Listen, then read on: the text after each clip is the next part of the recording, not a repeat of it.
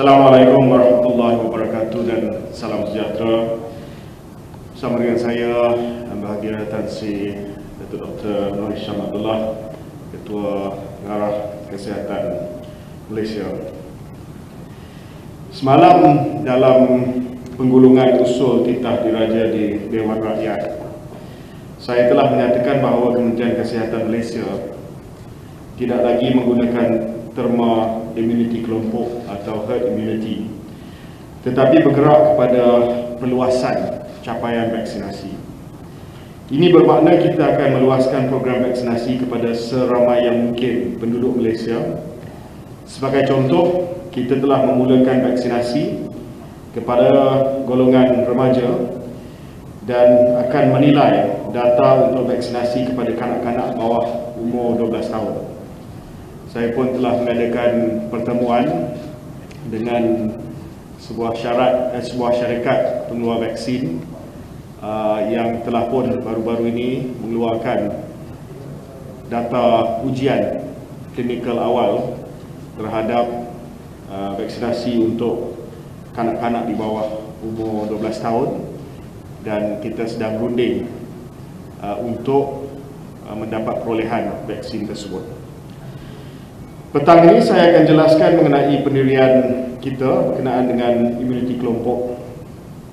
Konsep imuniti kelompok adalah kawalan atau penghapusan penyakit berjangkit apabila majoriti populasi telah memperolehi imuniti terhadap jangkitan. Imuniti kelompok membentuk perlindungan kepada komuniti dengan mengurangkan kadar jangkitan keseluruhan atau jangkitan yang lebih teruk. Imuniti kelompok ini ditentukan berdasarkan nilai R0 penyakit berjangkit tersebut. Penyakit berjangkit dengan nilai R0 yang tinggi memerlukan peratus imuniti penduduk yang tinggi untuk dikawal atau dihapuskan.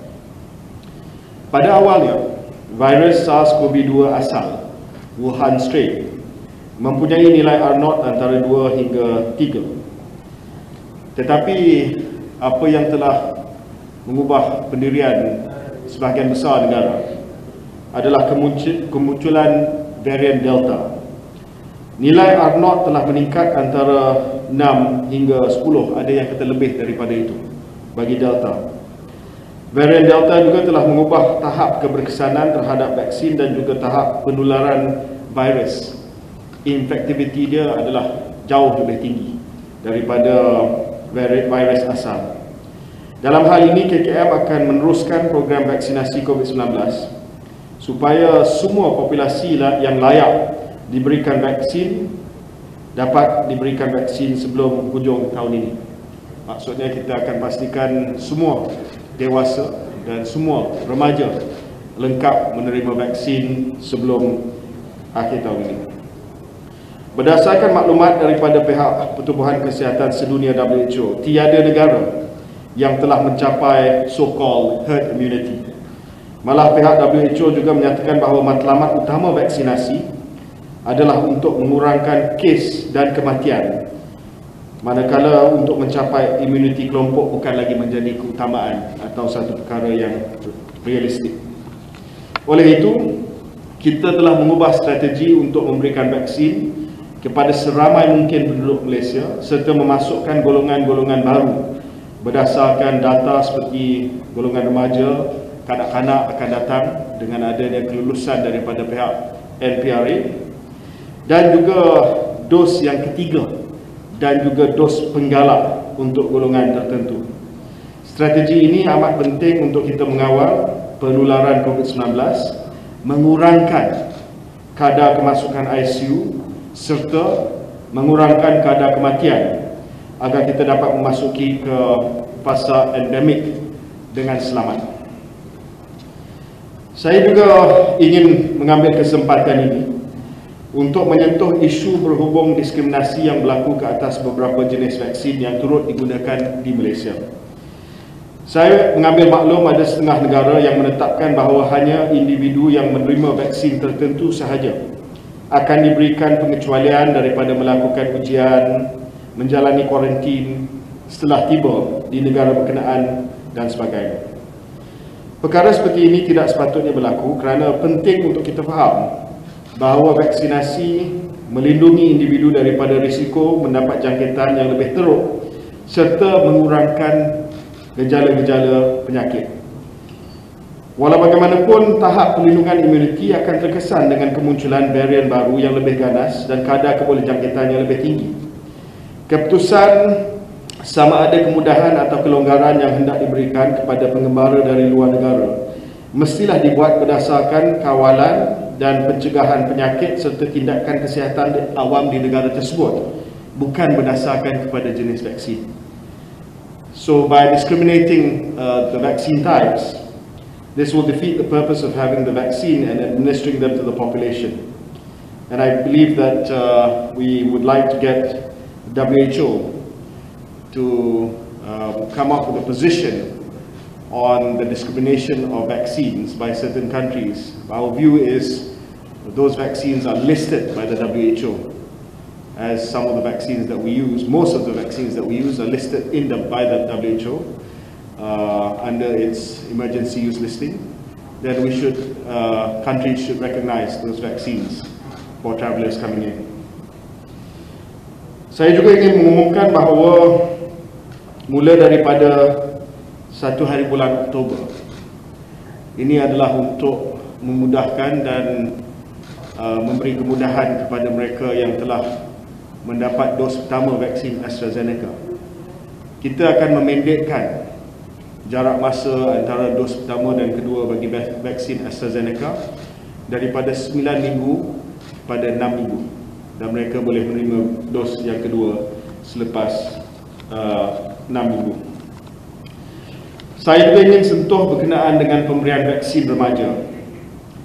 Pemberian vaksinasi remaja secara berjadual di 156 PPV awam, PPV integrasi dan sekolah bermula semalam 23 September. Melalui pendekatan ini, pemberian vaksin adalah secara berjadual kecuali untuk remaja yang tidak bersekolah, maknanya they are no longer in the school system. Remaja yang sedang belajar di IPTA, IPTS, dia masuk awal, maksudnya dia usia 17 tahun dah masuk IPTA, IPTS, atau remaja yang homeschooling, yang bersekolah di rumah, mereka sahaja dibenarkan untuk walk-in di PPV. Ya, perkara ini telah disebut berulang kali, tapi masih lagi ada yang walk-in. Sepatutnya mereka yang tidak tergolong di dalam kategori ini tunggu untuk jadual janji temu mereka dimaklumkan kepada mereka oleh sekolah mereka dan juga MySejahtera, supaya pemberian vaksin remaja ini dijalankan dengan teratur seperti mana program PIK yang kita telah buat sebelum ini. Saya ingin menasihatkan ibu bapa supaya tidak bergegas ke PPV bersama anak untuk vaksinasi, kerana jadual janji temu vaksinasi remaja dibuat dengan kerjasama pejabat kesihatan dan pendidikan daerah terlebih awal. Seterusnya, pihak pengurusan sekolah melalui guru akan memaklumkan jadual vaksinasi mengikut giliran sekolah kepada ibu bapa atau penjaga. Ibu bapa atau penjaga mestilah membawa remaja mengikut tarikh janji temu yang telah ditetapkan dan masa yang ditetapkan. Hari ini juga berlaku kesesakan, contohnya di Dewan Sivik Petaling Jaya. Antara sebab yang lain, ada pelbagai sebab, tetapi datang tidak mengikut waktu yang telah ditetapkan. Kaedah vaksinasi berjadual dilakukan bagi mengelakkan daripada berlakunya kesesakan sama ada di sekolah ataupun di PPV. Bagi murid sekolah berasrama penuh dan harian, janji temu akan diberikan melalui aplikasi MySejahtera, di mana remaja akan divaksinasikan di sekolah atau di PPV berdekatan tempat tinggal mereka. Tunggu sehingga janji temu anda diberikan di dalam MySejahtera. Saya juga ingin mengingatkan semua PPV yang terlibat, pihak PKD dan juga PPD, pejabat kesihatan dan pendidikan daerah, supaya mengikut arahan atau ketetapan yang telah diumumkan berhubung kaedah pemberian vaksin kepada remaja yang saya dah jelaskan tadi, yang Timbalan Menteri telah pun menjelaskan beberapa hari yang lepas. Saya mohon supaya tidak ada arahan ataupun SOP yang berbeza yang diberikan kepada ibu bapa bagi mengelakkan kekeliruan. Kita dapat laporan daripada bawah, ada setengah PPD ataupun PKD yang maklumkan bahawa tak perlu tunggu jadual, pergi walk-in saja. Please, jangan, tolong jangan ya. Kita nak buat secara teratur, dan saya nak memberi jaminan kepada ibu bapa dan juga kepada para remaja bahawa bekalan vaksin kita cukup, bekalan vaksin Pfizer kita cukup untuk kita memberi vaksinasi kepada semua 3.2 juta remaja. Cuma kena tunggu giliran sahaja, dan ia tidak akan mengambil masa yang berbulan-bulan seperti sebelum ini, sebab bekalan dah sampai, dah ada dah. Cuma kita nak kena susun dengan teliti, dengan baik perjalanan jadual tersebut, dan anda akan divaksinasi dalam tempoh masa beberapa hari ataupun beberapa minggu lagi nanti. Dan kita akan minta supaya Kementerian Pendidikan Malaysia cepat keluarkan jadual supaya ibu bapa tidak rasa khawatir ataupun resah mereka masih lagi tidak diberitahu berkenaan dengan tarikh janji temu anak-anak mereka. Ya, kita nak vaksinasikan anak tuan-tuan puan-puan semua, tetapi tunggulah untuk mendapat janji temu dan juga detail janji temu daripada sekolah ataupun melalui My Sejahtera. Saya juga ingin menyentuh sedikit berkenaan dengan pemberian dos penggalak dan juga dos ketiga. Di sini saya ingin maklumkan bahawa ada perbezaan antara dos ketiga dengan dos penggalak. Dos ketiga diberikan kepada mereka yang mana respon sistem imun mereka terhadap 2 dos tidak mencukupi dan memerlukan dos yang ketiga untuk respon sistem imun yang optimum terhadap ataupun untuk melawan COVID-19. Dos penggalak adalah bagi mereka yang mana 2 dos sudah cukup dari segi respons imun, tetapi dalam beberapa bulan respons imun itu sudah mula turun, dan dos penggalak itu telah akan diberi sebagai perangsang kepada sistem imun supaya ia lebih berkesan terhadap COVID-19. Sekarang ini kita sedang membangunkan garis panduan berkenaan dengan pelaksanaan pemberian dos ketiga dan juga dos penggalak yang akan dibentangkan dalam mesyuarat JKJAV yang akan datang. Dan saya yakin bahawa kita akan mula memberi dos yang ketiga dahulu. Selepas itu dos penggalak bermula daripada bulan depan, apabila kita sudah dapat pandangan dan juga kita sudah dapat panduan clinical guidelines daripada pakar. Dan yang ketiga, kita telah buat pendaftaran bersama dengan NPRA. Hari ini syarikat Pfizer telah pun hantar dossier mereka untuk dos penggalak dan dos ketiga kepada NPRA, dan kita akan lulus secepat mungkin. Itu sahaja yang saya nak fokuskan pada sidang akhbar kali ini. Saya buka kepada soalan.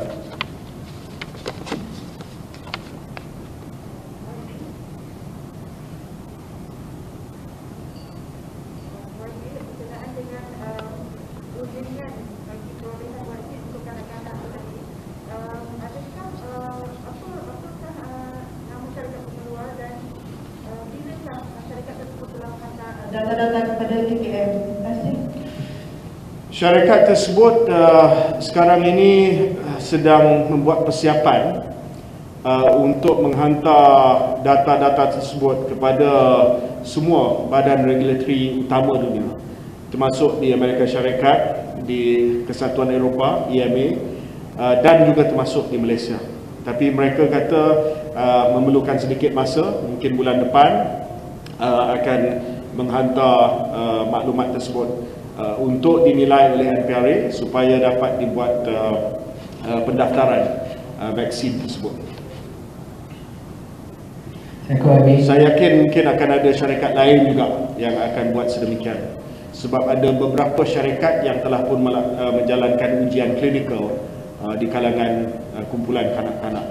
Dan kita kena ingat dengan strategi KKM yang baru yang bukan hanya mengejar the so-called herd immunity, kita nak kena bagi perlindungan kepada seluruh rakyat kita. Jadi kita tidak mahu berlaku nanti apabila dewasa dah dilindungi, remaja dah dilindungi, tetapi tiba-tiba kita melihat ada pandemik di kalangan kanak-kanak pula. So we have to be careful. Namun demikian kita tak boleh menghentikan proses pembukaan sekolah. Jadi kita akan buat apa saja untuk memastikan persekitaran sekolah itu selamat bagi kanak-kanak sehingga kita dapat vaksin untuk kanak-kanak. Okey, Chris daripada Sidang Harian. Okey, Perdana Menteri memaklumkan kerajaan akan mula membuat bayaran kepada KPI soft, iaitu syarikat yang membangunkan app MySejahtera bermula April selepas tempoh CSR selama setahun tamat. Jadi, bilakah bayaran akan dibuat dan apakah tema-tema bayaran seperti jumlah pembayaran setiap bulan dan sebagainya? Untuk soalan yang seterusnya, sehari dua ini hangat dibicarakan mengenai fungsi check-up MySejahtera. Ada yang mencadangkan agar wujudkan notifikasi kepada pengguna agar tidak lupa check-up. Jadi ada tak carangan penambahbaikan terhadap fungsi check-up tersebut? Terima kasih. Terima kasih. Untuk soalan yang pertama, kerajaan telah minta mampu di bawah Jabatan Perdana Menteri untuk menilai kerja-kerja yang telah dilaksanakan oleh KPI soft sebelum penentuan dibuat oleh pihak perbendaharaan dari segi jumlah yang akan dibayar. Jadi kita akan minta supaya mampu menamatkan penilaian tersebut dan semua yang terlibat, MKN, termasuk perbendaharaan, termasuk KKM, termasuk MOSTI yang semua menggunakan fasiliti MySejahtera akan melihat kepada nilai yang telah ditentukan. Ya. Yang kedua berkenaan dengan kemudahan check out ini. Ya, saya tahu ramai yang memberi komen berkenaan dengan check out ini. Saya sendiri telah tidur di Pasaraya kalau ikut check out history saya sebab saya terlupa nak check out.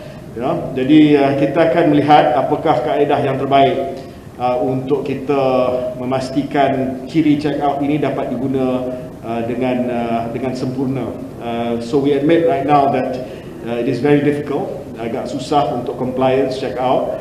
Dari segi tingkah laku semua tidak akan keluarkan MySejahtera bila meninggalkan satu premis. So we're working on a few solutions for it. Tetapi dari segi niat dia adalah untuk kita mendapatkan maklumat lokasi yang lebih tepat, ya, supaya kita tahu anda berada di lokasi ini untuk tempoh masa yang spesifik. Jadi itu niat dia. So niat dia memang baik, cuma dari segi pelaksanaan dia mungkin perlu dimantapkan lagi. YB Alifah from Ikuti. I have a couple questions, YB. Firstly, can you clarify on which immunocompromised groups are you referring to when you speak about third doses? Is it elderly people in general with chronic diseases or healthcare workers without immune system problems? Also, I'd like to point out that Pfizer's application to the FDA is a booster shot, not third dose, so can you clarify that? Yeah, so we will come up with the clinical guidelines once the recommendations have been brought to JKJAB. Then we will update the clinical guidelines on the booster shot and the third shot. And also we take note that, of course, Pfizer's submission is for a booster shot. So for the third dose, we will make a decision internally based on the guidelines that will be submitted to JKJAB. And just another question I can ask. You mentioned a lot about vaccine inequity. So do you think that Malaysia is now part of that global vaccine inequity problem without booster program? Why aren't we heeding WHO's call for a moratorium? First of all, we are part of global solidarity. Although we are a middle-income country, we participated in COVAX very early on, and we are a full-paying member of COVAX. One.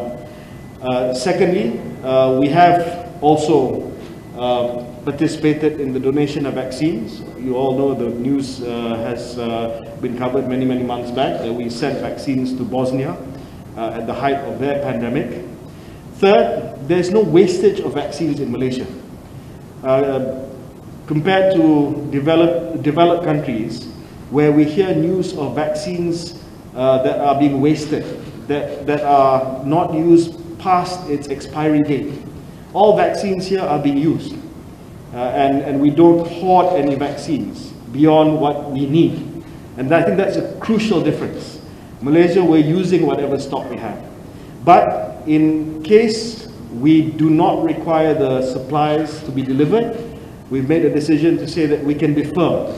We can defer our delivery so that vaccine manufacturers who are contracted to us can send to other countries first. That's the decision that we've made.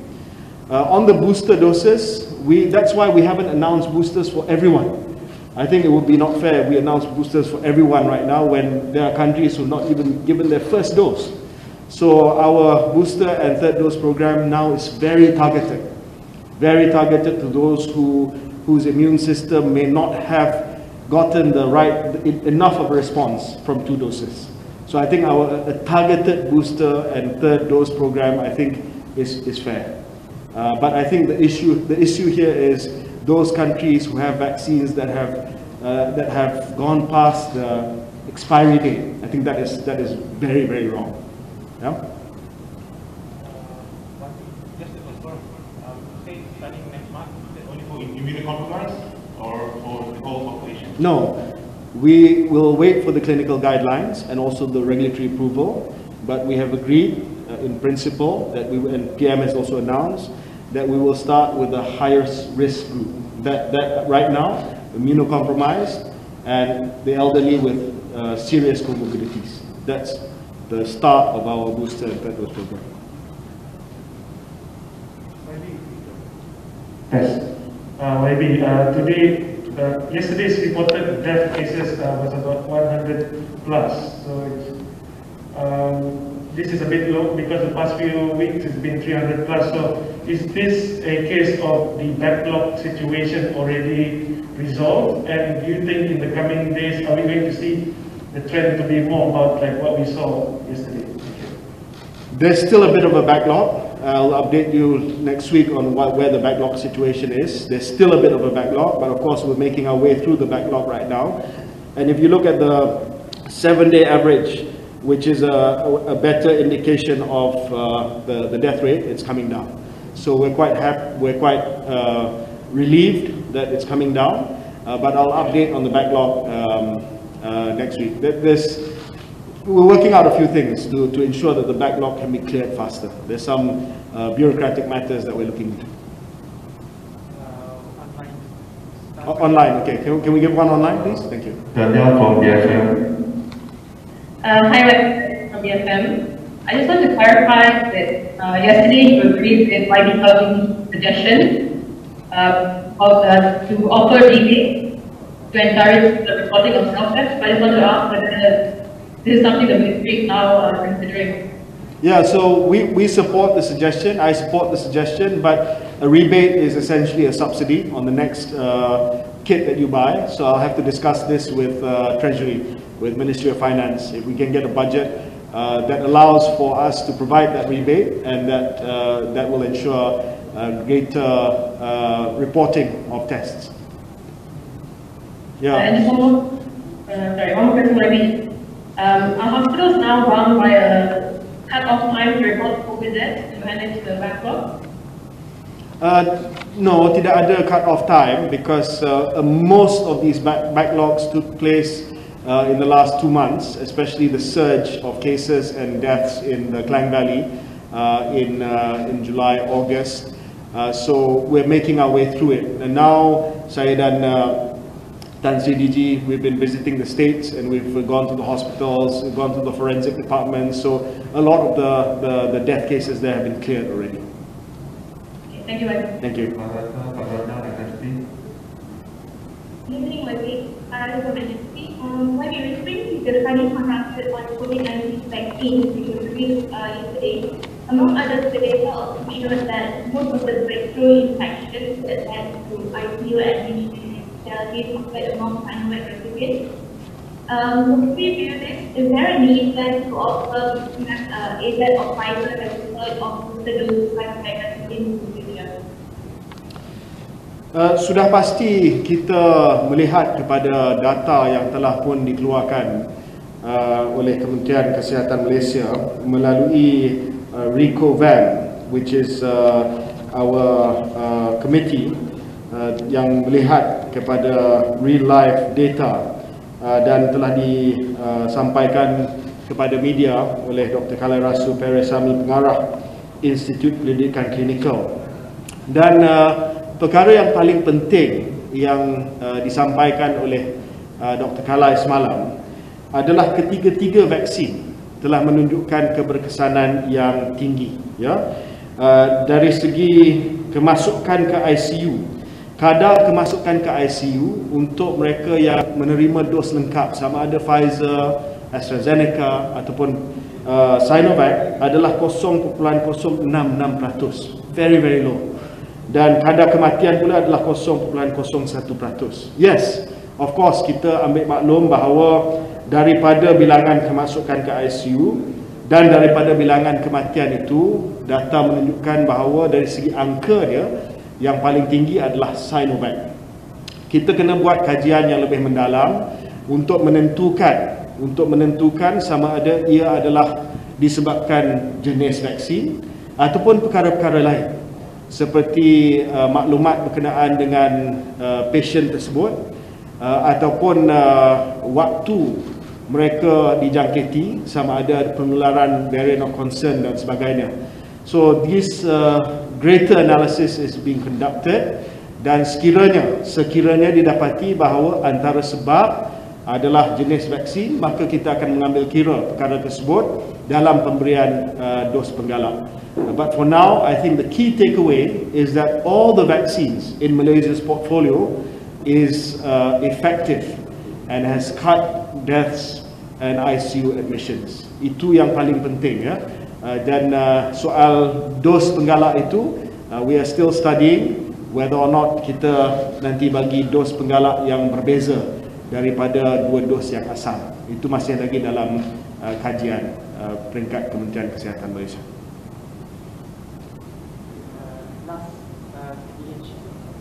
Terima kasih. Saya ada beberapa soalan. Pertama, baru-baru ini Persatuan Kesihatan Mental Malaysia ada dedahkan tugas kesihatan yang ada di gangguan emosi, ada yang ambil dadah, ambil tidur. Jadi apa pendekatan JKM? Utamanya kerana ada antara mereka ni dalam jangka panjang selepas pandemik mungkin akan ada yang alami PTSD. Soalan kedua, ada pakar kesihatan swasta mengumumkan kes long COVID yang perlu masuk ke ICU dan ada yang meninggal semakin meningkat. Jadi nak tahu berapa jumlah kes long COVID yang masuk semula ke ICU, yang meninggal, dan apa perancangan jangka panjang secara komprehensif untuk berkenaan dengan long COVID. Soalan ketiga, kalau kita tengok model SEIR yang KKM, jangkakan kes seharian boleh turun ke bawah 1000 jika 80% populasi keseluruhan negara lengkap divaksin menjelang 31 Oktober.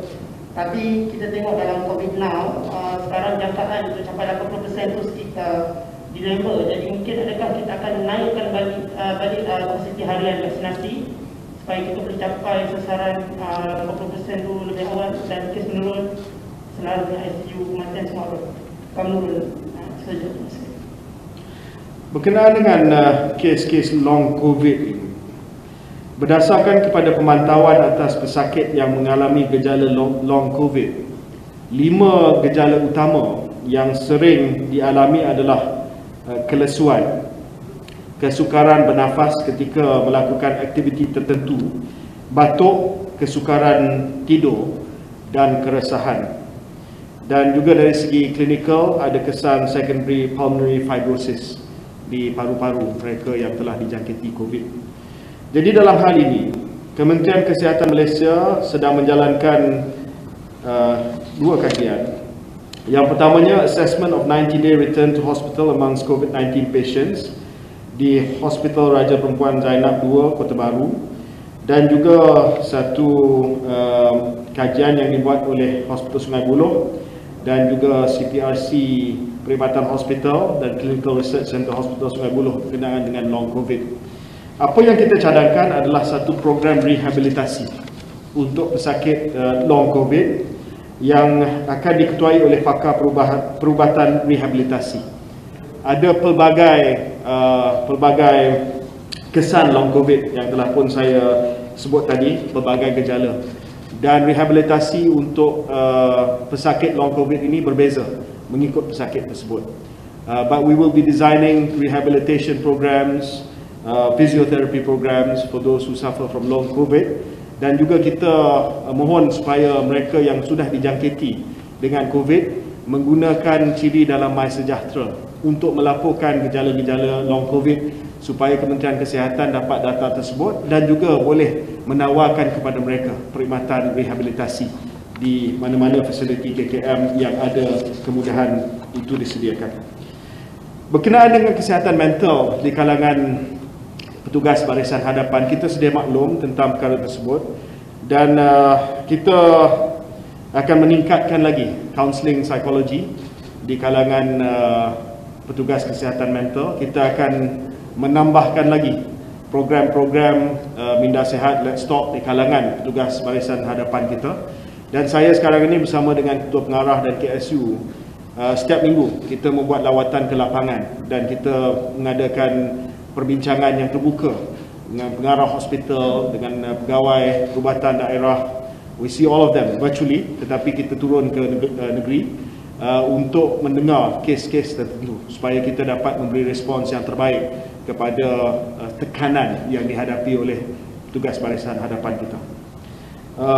Yang ketiga tadi apa? Oh, SCIR model. Ya. Keberkesanan SCIR model ini juga banyak bergantung bukan hanya kepada vaksinasi, tetapi kepada pematuhan kepada SOP juga. Ya. Model ini dia adalah ramalan saja, dia adalah unjuran saja.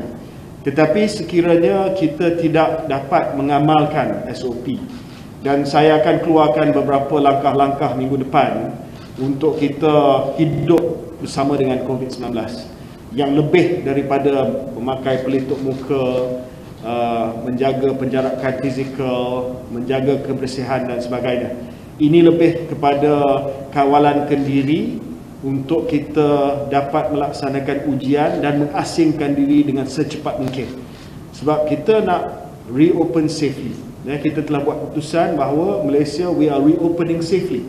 Tetapi kalau sekiranya kita tidak dapat mengamalkan SOP yang sedia ada dan juga beberapa guideline tambahan ataupun nasihat tambahan yang kita akan keluarkan sempena dengan pengumuman Yang Berhormat Perdana Menteri yang kata bahawa tidak lama lagi nanti 90% dewasa kita akan buka sempadan negeri. Tetapi ada beberapa nasihat yang perlu diutarakan ataupun yang perlu disampaikan oleh Kementerian Kesihatan dan perlu diamalkan oleh rakyat. Barulah kita akan melihat unjuran ataupun ramalan model tersebut akan menepati apa yang dia menunjuk sekarang. Okey? Dua lagi? And then one online.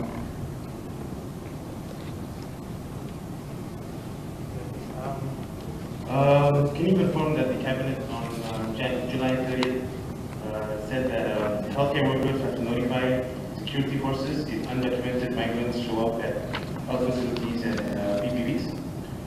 Number one. Number two, does this mean that action will now be taken against undocumented migrants who show up for their jabs? And if this decision was made by the Cabinet on July 30th, why is it only now being known? Thank you. The priority of the Ministry of Health Malaysia is to provide vaccinations to everyone who resides in Malaysia. We do not turn anyone away. We provide the vaccines for free to Malaysians, to non-Malaysians, who are here without documents, and we do not take action against anyone who comes to our PPV to get vaccinated.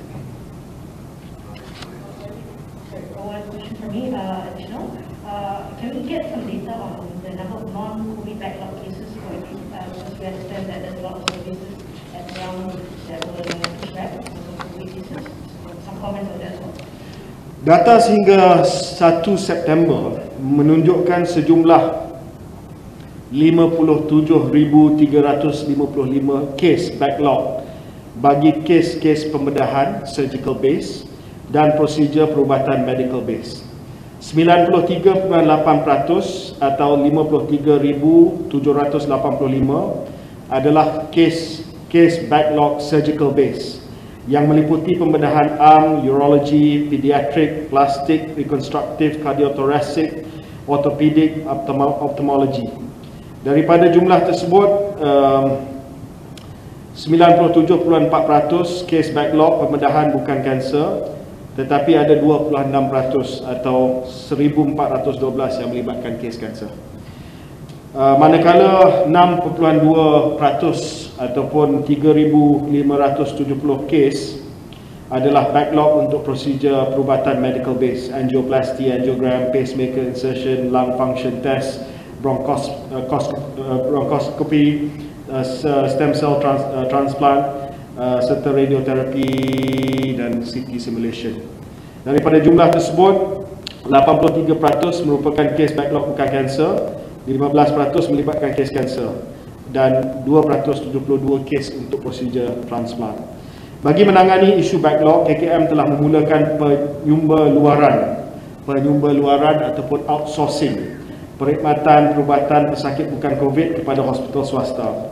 Sehingga 31 Ogos tahun ini, sebanyak 38 hospital kerajaan dan 68 hospital swasta terlibat di dalam perkhidmatan penyumberluaran di seluruh negara, di mana 6,623 pembedahan dan prosedur telah berjaya dilaksanakan. Selain daripada itu, sebanyak 26.2 juta ringgit dari jumlah peruntukan telah sempurna dibelanjakan oleh pihak kerajaan. We spent 66% of the allocated budget. Manakala penyumberluaran perkhidmatan kardiologi dan kardiothoracic khususnya ke IJN tetap dilaksanakan dengan implikasi kewangan 26.4 juta ringgit. Walaupun penyumberluaran telah dimulakan sejak tahun lepas, jumlah backlog masih tinggi memandangkan terdapat limitasi seperti kekurangan kepakaran di fasiliti swasta serta kekurangan hospital swasta di beberapa negeri. Buat masa ini, kebanyakan hospital KKM dikhususkan untuk merawat pesakit COVID-19 dan pakar anestesiologi dan kaki tangan sokongan seperti jururawat diperlukan untuk rawatan COVID-19 serta ICU dan Dewan Bedah yang direpurpose untuk ICU dikhususkan untuk perawatan COVID-19. Ini menyebabkan banyak kes-kes pembedahan tidak dapat dijalankan. Jadi kaedah untuk dikaji adalah untuk kita extend the outsourcing program, tapi saya dah bincang dengan DG. Apabila kes-kes COVID ini sudah dapat dikawal dengan lebih baik lagi nanti insyaAllah, kita akan melaksanakan satu program khusus untuk melibatkan hospital KKM, hospital di bawah KPT, hospital di bawah ATM dan juga hospital-hospital swasta. A national effort to try to clear up the backlog as much as possible. So we will come up with a plan to clear the backlog. I've given DG 1 week to come up with a plan, and once the cases are manageable, we will focus on the backlog of non-COVID cases. Okay, satu lagi di Maya.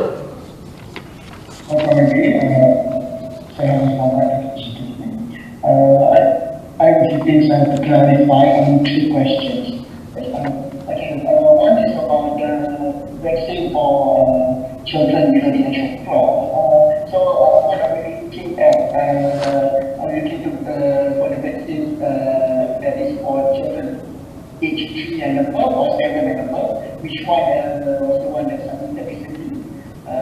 Here. Okay. And I want to clarify that you said just now that KKM won't turn away anyone who gets vaccinated. So are you saying that KKM won't notify security forces about presence of undocumented immigrants who get vaccination?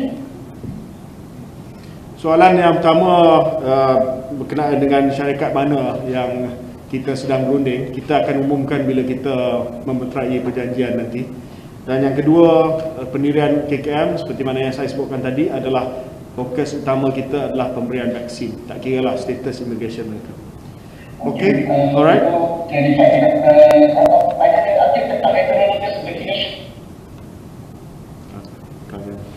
Okay? Alright, terima kasih semua. Thank you.